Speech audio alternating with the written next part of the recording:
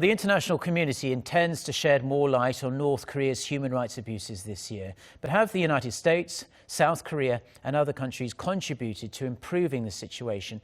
For an expert's view, our Connie Kim sat down with Ambassador Robert King, Washington's special envoy for North Korean human rights issues. Let's take a look. First of all, I want to start off with this year's UN resolution on North Korea's human rights abuses. Yes. For the first time, I believe that the resolution will express concern over the North Koreans sent overseas and the impact of the North's efforts to divert resources to its nuclear weapons program.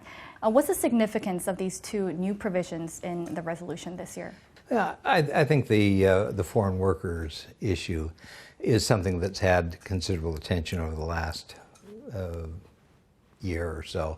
It's an issue that was raised in one of the special rapporteur's reports, and I think the fact that it's included in the resolution is just an indication of the importance of the issue and the seriousness with which we take it. You are a very strong advocate of ensuring that North Koreans have access to outside information. Yes. How has the U.S. government been approaching this issue, and are we seeing some positive results on this front right now?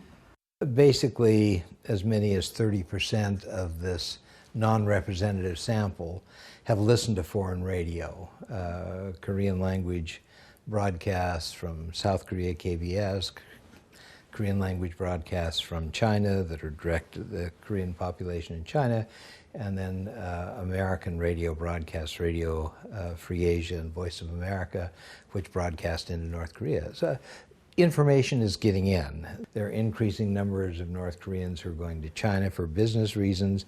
You can't go to China without recognizing that there are significant differences between North Korea and China, and this kind of information is getting back to North Korea. Washington, for the first time, slapped sanctions on North Korean leader Kim Jong-un this year. How do you decide which individuals be listed on that sanctions list? Basically, it's a question of evaluating who are the individuals who are responsible for human rights violations. Are these individuals who personally and specifically have some responsibility for setting the policy or for carrying out the actions that involve human rights violations? Last but not least, my question goes out about the North Korean human rights law that was passed in South Korea.